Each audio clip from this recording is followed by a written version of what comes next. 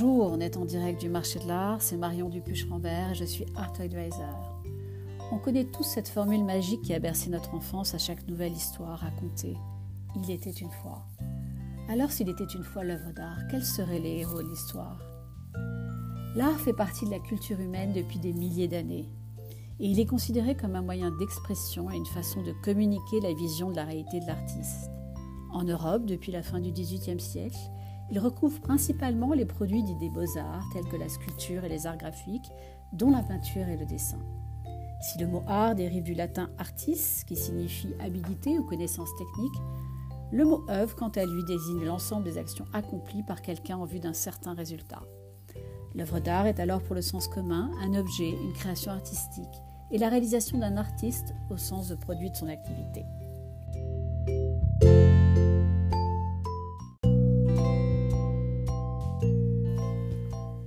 Les philosophes de la Grèce antique, Aristote et Platon notamment, identifiaient l'art comme une imitation de la nature et un reflet de la représentation du monde de l'artiste. L'œuvre d'art pour les arts visuels comme un objet physique en 2 ou 3 dimensions qui remplissait alors une fonction esthétique. Aussi, dans l'inconscient collectif, l'œuvre d'art est souvent assimilée au chef-d'œuvre, à une œuvre remarquable ou bien encore à une œuvre dite originale, au sens d'une pièce unique. La réalité du marché de l'art est quelque peu différente du fait des transactions qui s'y opèrent, et surtout de la notion d'authenticité indissociable de celle de l'œuvre d'art, comme de sa valorisation qui ne peut être établie que si son auteur, son origine et son histoire sont déterminés avec précision.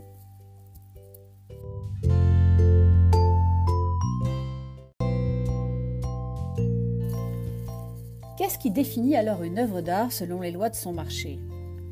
Fondamentalement sa rareté, soit le fait de ne pas être interchangeable. Et plus encore d'un point de vue juridique.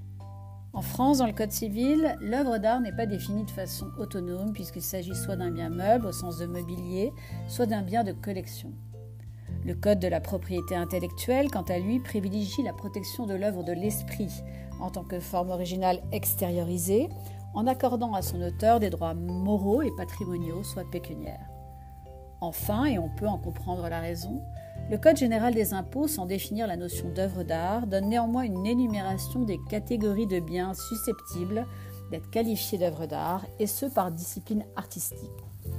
Ainsi, la législation encadre la notion d'œuvre d'art, d'autant plus que la fiscalité régissant les œuvres d'art est spécifique.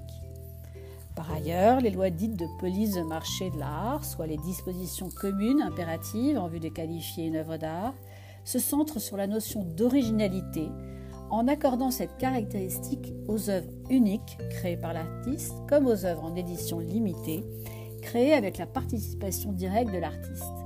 En particulier pour la sculpture, si elle est signée et numérotée dans la limite de 8 exemplaires ou 4 épreuves d'artiste, et pour la photographie, celle prise par l'artiste, tirée par lui ou sous son contrôle, signée et numérotée dans la limite de 30 exemplaires, tout format et support confondus.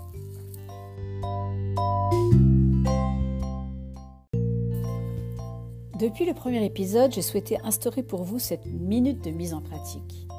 Alors imaginons aujourd'hui que vous vouliez déterminer si ce que vous avez sous les yeux ou entre les mains peut être défini comme une œuvre d'art. Commençons par rechercher tout indice d'attribution, soit le moyen de rattacher la paternité de l'œuvre à un artiste déterminé, comme une signature, des initiales, mais aussi un style artistique ou un geste créatif. Pour vous y aider, une observation minutieuse de l'œuvre est nécessaire à la lumière du jour et pour les plus experts, sous différentes sources lumineuses, directes ou indirectes. Cet examen, qui permet de réaliser un premier bilan des matériaux constitutifs de l'œuvre, est indispensable avant de pouvoir consulter toute base de données spécialisée en ligne qui compile des signatures, des illustrations, des estimations ou des résultats d'adjudication lors de ventes aux enchères ou toute autre information pouvant venir vous renseigner sur l'œuvre en question.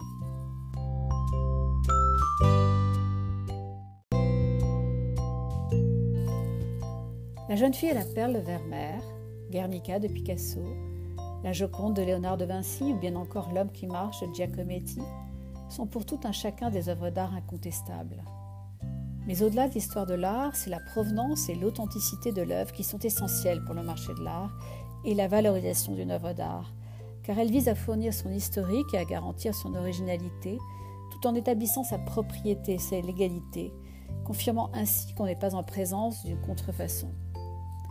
Aujourd'hui, grâce aux méthodes d'analyse scientifique au service de l'expertise des œuvres d'art, l'analyse du travail de l'artiste et la compréhension de la matérialité de l'œuvre sont grandement facilitées et permettent ainsi la restauration de certaines dans une limite acceptable pour qu'elles restent originales et surtout la conservation pour les générations futures, participant ainsi à l'écriture ininterrompue de l'histoire des œuvres d'art. Le mot de la fin, les contes de fées se terminent toujours bien. Et quelle que soit l'œuvre d'art que vous avez sous vos yeux, ce n'est pas un coup de baguette magique ou les lois du marché qui détermineront finalement son acquisition, mais le plus souvent l'émerveillement qu'elle suscitera. Voilà, c'était En direct du marché de l'art, elle était une fois l'œuvre d'art. Restez à l'écoute pour un prochain épisode, et comme nos amis anglo-saxons aiment à le dire, stay tuned.